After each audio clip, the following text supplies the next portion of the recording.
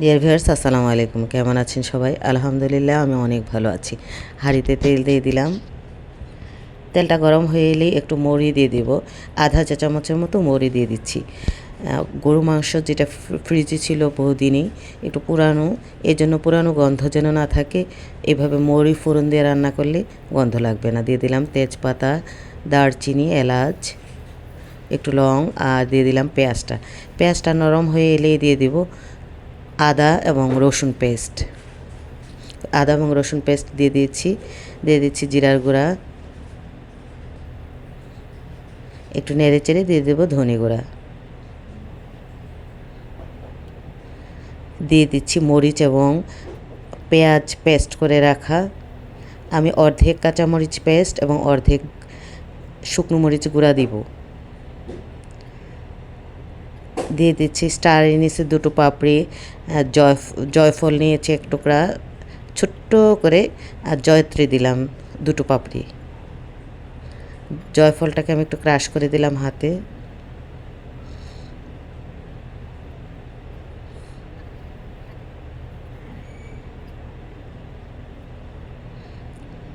দিয়ে দিচ্ছি হলুদ।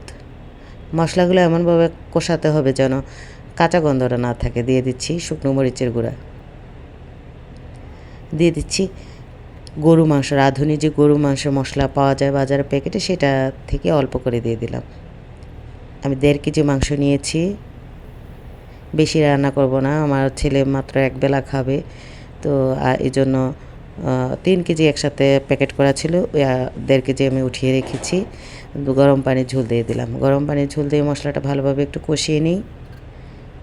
ভালোভাবে কষানো হয়ে গেলে মশলা থেকে তেল ওপরের দিকে ভেসে আসবে। দিয়ে দিচ্ছি গরু মাংসগুলো, দিয়ে দিলাম লবণ। একটু ভালো করে নেড়েচেড়ে মিশিয়ে নিই।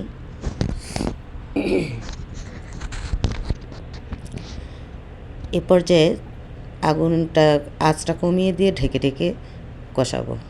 আমি পাশের কড়াইতে রান্না করছি রুই মাছ দিয়ে বেগুন দিয়ে মাছের ঝোল। মাছগুলো আগে ভেজে নিচ্ছি।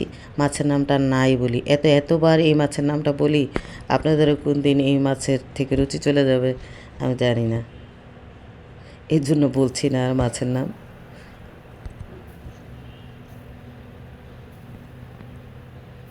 এই মাছটা আমার ঘরে এত এত আসে, এত কেনে।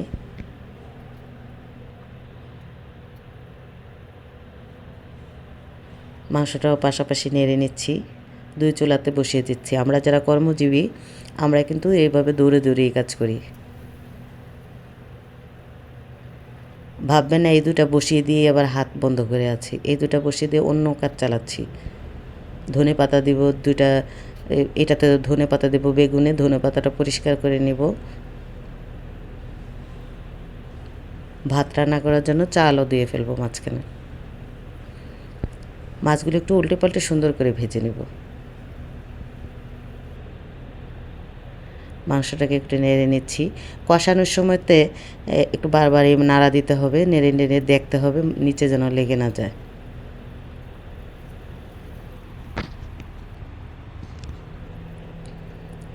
মাছগুলো ভাজা হয়ে গেছে, এবার দিয়ে দিলাম পেঁয়াজ। এই বেগুন তরকারি রান্না করার সময় পেঁয়াজটাকে একটু ঝুরি কাটা দিই, কারণ পেঁয়াজটা লম্বা থাকলে আমার কেন জানি ভালো লাগে না। আমি জানি না কেন, এটার কোনো ব্যাখ্যা নাই, কিন্তু আমার মন থেকে এরকম মনে হয় যে একটু ঝুরি কাটা দিয়ে পেঁয়াজটা রান্না করি, বেগুনের সাথে দিই। লবণ আর হলুদ দিয়ে বেগুনগুলোকে একটু ভেজে নিব। কাঁচামরিচও কুচি করে রাখা আছে, লবণ হলুদ দিয়ে দিলাম। 5টা কাঁচামরিচ আমি কুচি করে কেটে নিয়েছি।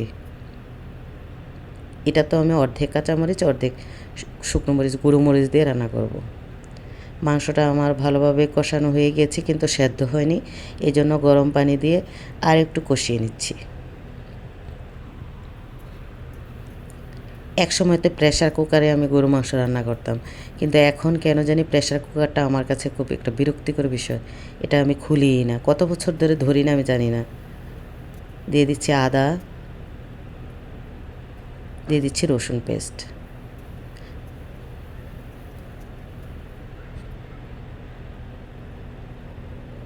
দিয়ে দিচ্ছি জিরার গুঁড়া, দিলাম আরেকটু হলুদ গুঁড়া, কেমন যেন সাদা সাদা লাগছে এর জন্য অল্প করে দিলাম ধনে গুঁড়া।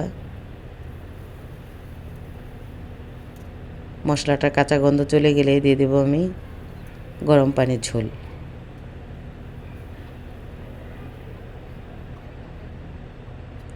গরম পানির ঝোল আমার দেওয়া হয়ে গেল। একটু ভালোভাবে বলক এলেই দিয়ে দেবো মাছগুলো। বেগুন আমার সেদ্ধ হয়ে গিয়েছে, মাছগুলো দিয়ে দিচ্ছি।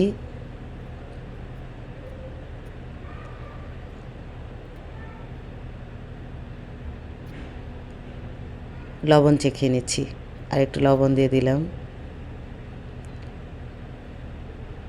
ধনে পাতাগুলো দিয়ে দিলাম। আমার রান্না প্রায় শেষ। বেগুন তরকারি, ধনে পাতাটা একটু সেদ্ধ হলে তুলে ফেলবো। তুলে নিচ্ছি তরকারিটা। এবার আমি গরু মাংসটা রান্না করছি, আর এই খালি চুলাটাতে ভাতের জন্য পানি বসিয়ে দিচ্ছি। দিয়ে দিলাম গরু মাংসটা। আলু ভালোভাবে কষানো হয়ে গেছে, যে পানিটা দিয়েছিলাম সেটা শুকিয়ে গিয়েছে। এগুলো ছিল সিনার মাংস, হাড় গরুই বেশি। আলু আমার কষানো হয়ে গিয়েছে, দিয়ে দিচ্ছি গরম পানি দিয়ে ঝোল। কিছুক্ষণ আলুটা সেদ্ধ হয়ে এলে আমি দিয়ে দিলাম এই যে গরম মশলা। সেটাও আমি রাঁধুনির একটা গরম মশলার গুঁড়া প্যাকেট রাখি, যত মশলাই দিই ওঠানোর কিছুক্ষণ আগে এটা আমার দিতে ভালো লাগে। আপনারা যারা আমার ভিডিও দেখেন, লাইক করেন, কমেন্ট করেন, অনেক অনেক ধন্যবাদ। ভিডিওটি দেখবেন আশা রাখছি।